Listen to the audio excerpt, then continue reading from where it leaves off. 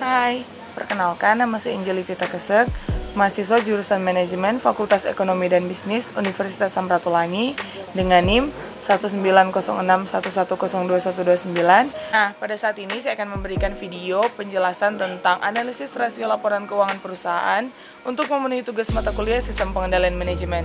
Nah, untuk laporan keuangan dari perusahaan yang saya pakai kali ini adalah laporan keuangan dari perusahaan PT Indofood Sukses Makmur. Analisis rasio yang pertama yaitu Current Working Capital Ratio. Ini menunjukkan situasi finansial suatu perusahaan, dan ini dihitung dengan cara membagi jumlah aset lancar dengan jumlah kewajiban lancar.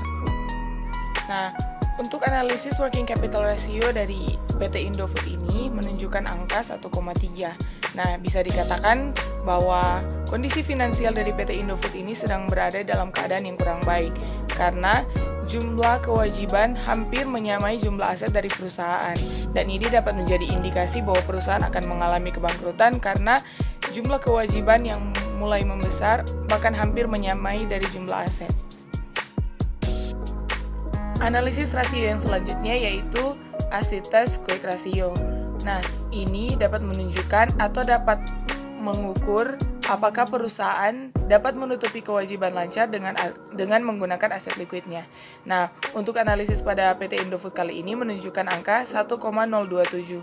Nah, untuk angka 1,027 kali ini dapat menunjukkan bahwa perusahaan sedang dalam menuju proses mengalami masalah likuiditas, karena aset likuid perusahaan sudah hampir tidak dapat menutupi kewajiban lancar dari perusahaan tersebut. Analisis rasio yang selanjutnya yaitu Account Receivable Turnover. Nah, Account Receivable Turnover ini didapatkan berdasarkan hasil pembagian antara penjualan dibagi dengan rata-rata piutang. Nah, untuk analisis pada PT Indofood kali ini menunjukkan angka 12,4.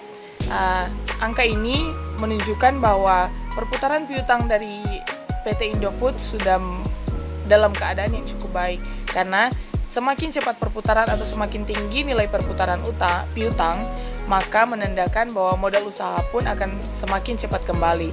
Tingkat perputaran piutang ini dapat menggambarkan tingkat efisiensi dari modal perusahaan.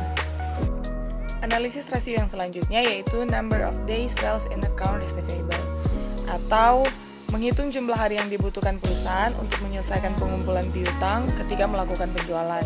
Nah, ini dihitung berdasarkan hasil pembagian dari 365 hari dibahagi dengan Account Receivable Turnover. Nah, untuk PT Indofood kali ini kita memiliki hasil 29,4 atau bisa dibulatkan 29 hari. Nah, ini bisa diartikan bahwa PT Indofood memiliki rata-rata 29 hari untuk mengumpulkan piutang dari setiap penjualan. Nah, untuk angka 29 hari ini sudah termasuk dalam angka yang lumayan baik, karena jika angkanya semakin besar atau hari untuk pengumpulan piutangnya semakin banyak atau semakin bertambah, maka ini akan menimbulkan persoalan pada arus kas perusahaan.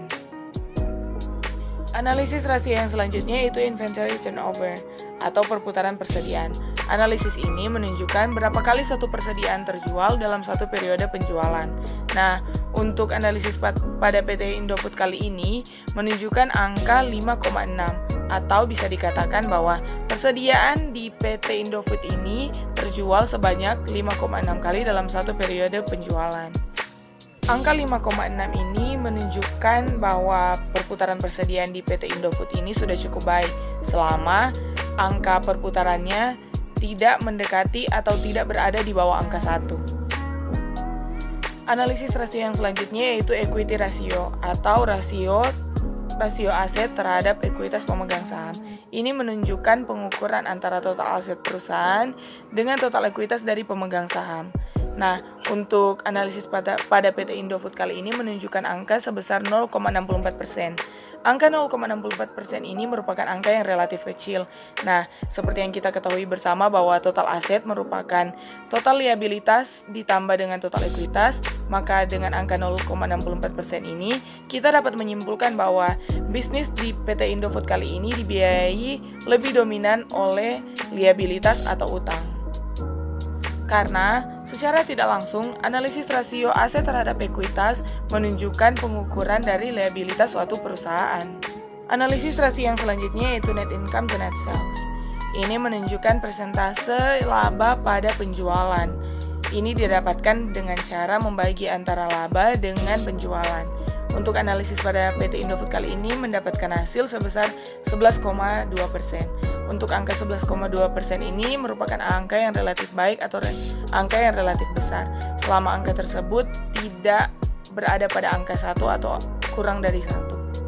Analisis rasio yang selanjutnya yaitu Return on Average Common Stockholders Equity, atau pengukuran yang bisa dipakai untuk mengukur satu perusahaan dalam menghasilkan keuntungan. Nah, untuk analisis pada PT Indofood kali ini menunjukkan angka sebesar 12,9%. Nah, untuk angka 12,9% ini merupakan angka yang cukup baik, karena menurut standar yang telah ditetapkan bahwa nilai ROE yang baik yaitu harus di atas 8,32%. Artinya juga semakin tinggi nilai rasionya, maka akan semakin tinggi pula nilai perusahaannya. Nah, demikian video presentase untuk pemaparan analisis rasio laporan keuangan perusahaan yang telah saya buat. Semoga video ini dapat membantu teman-teman dalam melakukan analisis rasio laporan keuangan pada perusahaan. Terima kasih.